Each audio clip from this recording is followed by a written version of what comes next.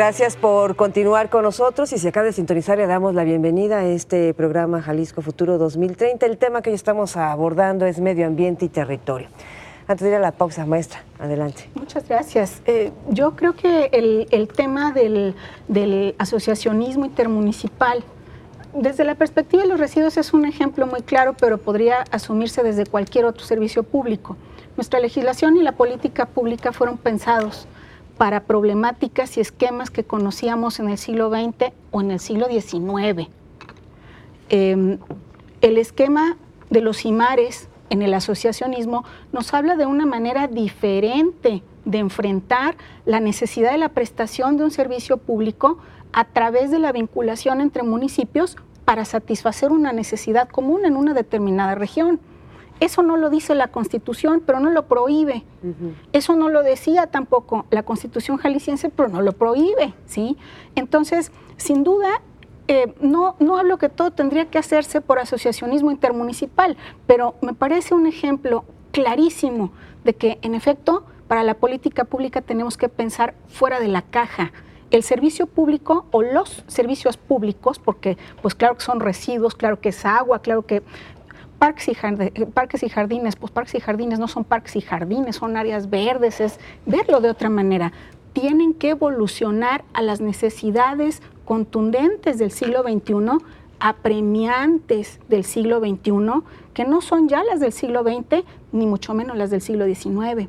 Entonces, atender estas necesidades, no solo al final del tubo, implica verlas con una visión integral, pero también con otras maneras de actuar desde la gestión, fortaleciendo capacidades locales, capacitando, abriendo espacios para que puedan actuar de otra manera otros actores que tradicionalmente no han tenido voz, pero sí tienen la responsabilidad que les encomienda desde la propia Constitución Federal. En este bloque me gustaría abordar otros dos, lo hago por razones de tiempo, otros dos grandes problemas y que se anunciaron al principio de este programa en una cápsula informativa: la contaminación atmosférica y también hablar de la situación hídrica que guarda nuestra entidad. ¿Qué tan vulnerable está la situación hídrica y la contaminación, por supuesto, en la misma, y lo suficiente o no de nuestras aguas dulces aquí en Jalisco? Nos estamos manejando por moda, sociedad y gobiernos y universidades. Recientemente tuvimos un problema tremendo de contaminación atmosférica, por ejemplo, en la Ciudad de México.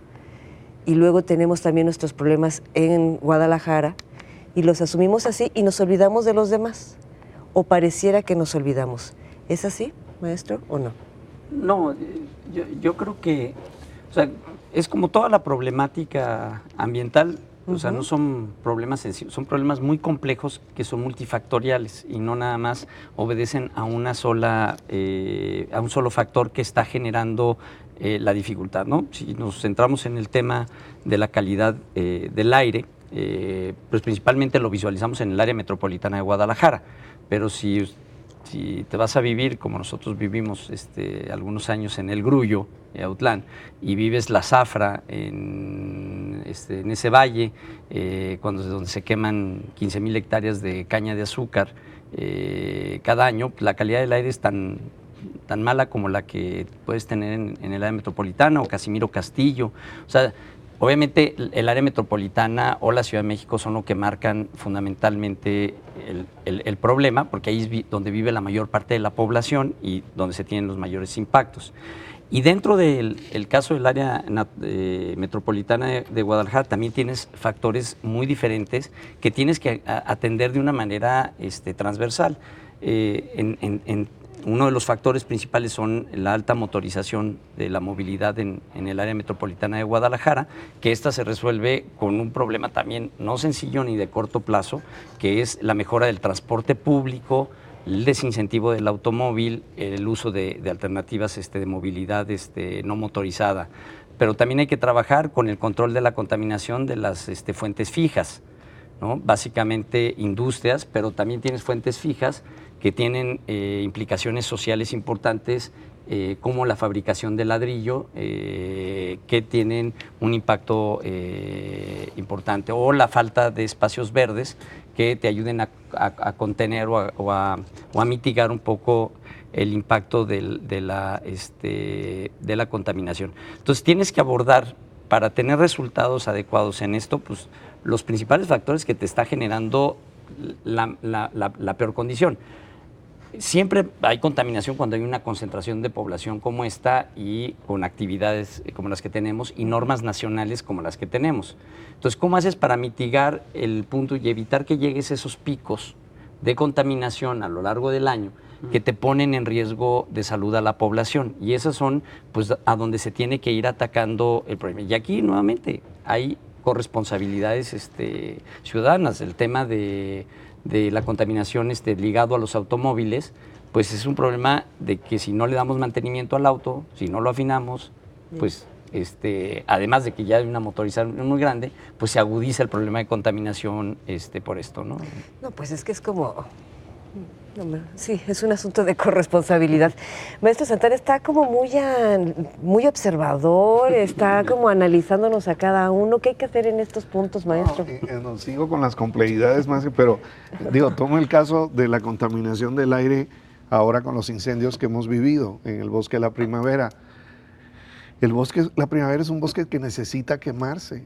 Es un bosque, es una sabana de encinos y pinos, y los pinos tienen unos conos que están adaptados para abrirse con el fuego. Sí. Pero como está al lado de la zona metropolitana de Guadalajara, ahora ya la situación es más difícil. Si el bosque de la primavera estuviera donde está Manantlán, por ejemplo, pues bueno, tal vez no hubiera tanto problema porque no hay poblaciones humanas cercanas que padezcan el efecto de la contaminación sobre un aire que ya de por sí está contaminado. Entonces, pero cuando dice que se tiene, hay que quemarse, ¿es por los pinos? Sí, es para mantener la vegetación. Entonces, hay muchos tipos de vegetación en el mundo que se han adaptado y evolucionado con el fuego. Entonces, finalmente, si nosotros detenemos todos los incendios en la primavera, vamos a generar un problema posteriormente. Así que hay que hacer quemas prescritas, hay que hacer manejo del fuego. Controlado, hay que hacer, pues. claro, pero el punto es que aunque sea la caña de azúcar, la quema es controlada y nos está causando un problema grave. Ahí es un elemento donde pueden haber programas para cambiar el cultivo de caña para que no se coseche quemándola, que se coseche verde. Pero ahí tiene que haber una inversión de transformación de la tecnología.